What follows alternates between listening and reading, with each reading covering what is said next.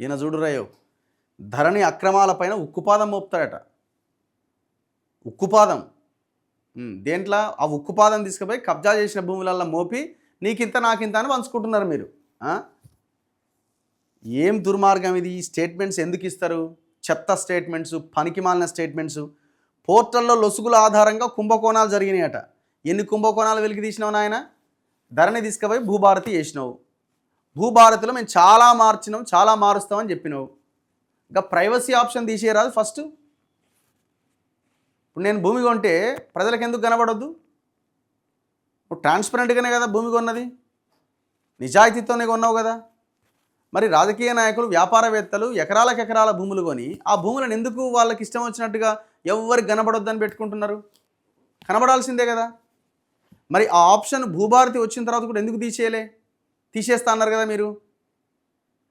ఇట్లా మేము కొన్ని 100 ఆప్షన్లు చెప్తాం. ఏం మారింది? ధరణి తర్వాత భూభారతి. ధరణి తీసుకొచ్చిన తర్వాత 25 లక్షల ఎకరాల గవర్నమెంట్ భూమి పట్టాలుగా మారింది అంటున్నారు. దాని మీద ఏమైనా కమిటీ వేసినావా? సిద్దిపేట, సిరిసిల్లలో అక్రమాలు జరిగింది, దాని మీద మేము వేసినాం, ఆ ఫోరెన్సిక్ ఆడిట్ రిపోర్ట్ వస్తున్నది అన్నావు. అది ఇంతవరకు వచ్చింది లేదు, సచ్చింది లేదు, ఎవరి మీద యాక్షన్ లేదు. ఫస్ట్ నువ్వు గ్రేటర్ హైదరాబాద్ చుట్టుపక్కల ఉన్న భూముల మీద వేయి నీకు దమ్ముంటే. పొంగులేటి శ్రీనివాసరెడ్డి రెవెన్యూ శాఖ తీసుకున్నదే భూముల కోసం. డౌటా? సేమ్ కేసీఆర్ కుటుంబం ఎట్లా అయితే భూముల మీద పడ్డదో, వాళ్ళు కబ్జాలు చేసింది వాళ్ళ బినామీల పేర్ల మీద ఉన్నది, వాళ్ళ మనుషులు ఎవరెవరైతే వాళ్ళ దగ్గర ఉన్నారో, ఒక నవీన్ మిట్టల్ మీ దగ్గరనే తెచ్చిపెట్టుకున్నారు, మీ దగ్గరనే మీకు అవకాశంగా ఎవడెవడు ఏడ కబ్జా చేసిందో తెలుసుకోవడానికి దాదాపు 1-2 ఇయర్స్ పాటు ఆయన్ని CCLలోనే పెట్టుకున్నారు. ఇట్లా ఎంతోమంది అధికారులు అమయ్ కుమార్ మీద చర్యలు ఎంతవరకు వచ్చినాయి? వాడు చేసిన వ్యవహారాల మీద ఎంతవరకు ఆడిటింగ్ జరిగింది? నవీన్ మిట్టల్ మీ దగ్గరనే ఉన్నాడు, ఇంకా ఎంతోమంది మీ దగ్గరనే ఉన్నారు కదా. కేటీఆర్ దగ్గర బినామీలుగా ఉండి కేటీఆర్కి అనుకూలంగా వ్యవహరించిన ఏవీ రెడ్డి ఏడున్నాడు, రేవంత్ రెడ్డి దగ్గర వచ్చి కూర్చున్నాడు. చాలామంది తిరుపతి రెడ్డి దగ్గర, రేవంత్ రెడ్డి దగ్గర, పొంగులేటి శ్రీనివాస్ రెడ్డి దగ్గర వచ్చి చేరిరు మీరు. అక్రమార్కులపై కఠిన చర్యలట. చలానా కుంభకోణం వ్యవస్థాగత లోపం. అక్రమార్కుల మీద కఠిన చర్యలు తీసుకుంటారట. కోడ్ ఆడిట్ నిర్వహించాలని అధికారులకు మంత్రి ఆదేశం. ధరణి పోర్టల్ ద్వారా జరిగిన అక్రమాలపై ఉక్కుపాదం మోపుతామని రెవెన్యూ శాఖ మంత్రి పొంగులేటి శ్రీనివాసరెడ్డి అన్నారు. ప్రజల ఆస్తులకు రక్షణగా ఉండాల్సిన వ్యవస్థను గత పాలకులు స్వార్థ ప్రయోజనాల కోసం వాడుకున్నారు. ధరణి పోర్టల్లోని లొసుగులను ఆసరాగా చేసుకొని స్టాంప్ డ్యూటీ కుంభకోణాలకు పాల్పడ్డారు. అది కుంభకోణమే. అది కబ్జా చేసిన భూములతో కంపేర్ చేసి చాలా చిన్న కుంభకోణం. అది ఇంత మందం కూడా కాదు. అది చెరువులు కబ్జాలు చేసిన కుంభకోణాలు ఉన్నాయి, ఇనాం భూములు, మట్ ల్యాండ్స్, వక్ఫ్ ల్యాండ్స్, ఇవన్నీ మేము వేస్తాం. నీ ముందు ఒక 1000 డాక్యుమెంట్లు వేస్తాం నువ్వు వస్తే. మన IDPL భూములకు సంబంధించిన కేసు నడిచింది, ఏమైంది? అది ఎంతవరకు వచ్చింది? 307 సర్వే నెంబర్లో అరకెపూడి గాంధీ కబ్జా చేసిన 11 ఎకరాలను ఫెన్సింగ్ నాటి వచ్చారు, ఎంతవరకు వచ్చింది? 55 చెరువులని కేటీఆర్ హయాంలో ఆయా రియల్ ఎస్టేట్ కంపెనీలకు రాసిచ్చారు. ఒక వాసవి, ఒక ఇంకో కంపెనీ, ఇట్లా చాలా కంపెనీలు. ఎంతవరకు వచ్చింది? అది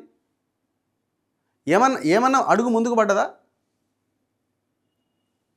మేము బయట పెట్టినాం కదా వర్టెక్స్ తోడి భాగోతం. మొన్న వర్టెక్స్ ఈడ రామసముద్రం కుంట కబ్జా జరుగుతున్న ఒక కంప్లైంట్ చేస్తే గవర్నర్ యాక్షన్ ఇనిషియేట్ చేయండి అని లెటర్ రాసి 3-4 రోజులు అవుతుంది. యాక్షన్ తీసుకున్నావా? నీ కొడుకు ఒక భూమి మీదకో ఎడుకోపోతే ఆడ CI ఏదో చేసిందని CIని సస్పెండ్ చేసిరు ఏదో చేసిరు కదా మొత్తానికి.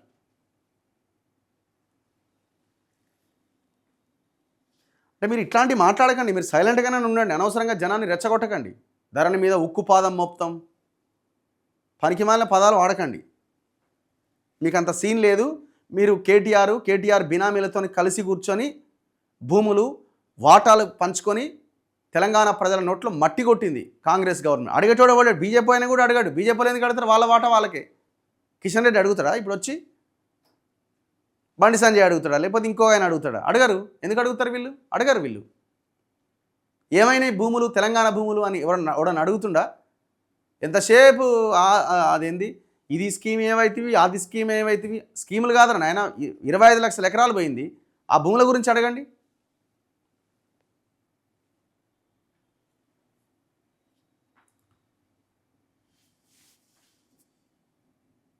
ఈ వీళ్ళు గవర్నమెంట్లో ఉన్నప్పుడు ఇప్పుడు ఇట 4th సిటీ అని పెడుతున్నారు కదా, 4th సిటీ అని. ఆ 4th సిటీ కోసం కేసీఆర్ ఫార్మా సిటీ అని 15,000 ఎకరాలు సేకరిస్తే ఈయన ఇంకో 15,000 ఎకరాలు కలిసి 30,000 ఎకరాలు సేకరించిండు. కుర్మిద్దా అని ఒక విలేజ్ ఉంది అక్కడ, ఒక తాండా. ఆ తాండాలో 2,000 ఎకరాలు తీసుకున్నారు. ఇప్పుడు జరుగుతున్నది చెప్తున్నాను నేను. అక్కడ ఒక 200 ఎకరాలు ఇంకా ఉన్నది. 300 ఫీట్ల రోడ్డు వేస్తారట ఇల్లు. ఎందుకు వీళ్ళ భూములకు వీళ్ళకి సంబంధించిన కంపెనీల కోసం 300 ఫీట్ల రోడ్డు అట. ఎంత పెద్దగా ఉంటుందండి? ఆ 300 ఫీట్ల రోడ్డు కోసం మీ 200 ఎకరాలు ఇచ్చేయండి అని వాళ్ళ మీద విపరీతమైన ప్రెజర్ పెడుతుంది. రాత్రిపూట వచ్చి డ్రోన్లు ఎగరేసుడు ఈయన పనే అది కూడా. మళ్ళీ ఈయనకు సంబంధించిన మనుషులు వచ్చాట, ఇదంతా వద్దు కానీ గవర్నమెంట్ తక్కువ ఇస్తా ఉంటుంది కదా, మేము ఎకరానికి ₹1,00,00,000 ఇస్తాం, మీరు మాకు రాసి ఇచ్చేయరు. మరి మీరు గవర్నమెంట్ మీకు ఎట్లా ఇస్తుంది? ₹1,00,00,000 పైన మీకు కాంపన్సేషన్ ఇస్తుందా? ఇయ్యదు. ఏం చేస్తుంది? వీళ్ళకి సంబంధించిన కంపెనీలకే కదా భూములు పోయేది. సో డైరెక్ట్ వీళ్ళు ఇగో ఒక కంపెనీని ఫ్లోట్ చేసి ఆ కంపెనీ పేరు మీదకి ఆ భూములు ఎక్కించుకుంటారు. ఎంత ఘోరం ఇది, ఎంత అన్యాయం ఇది. ధరణి అక్రమాలపైన ఉక్కుపాదం అట మీ బొంద.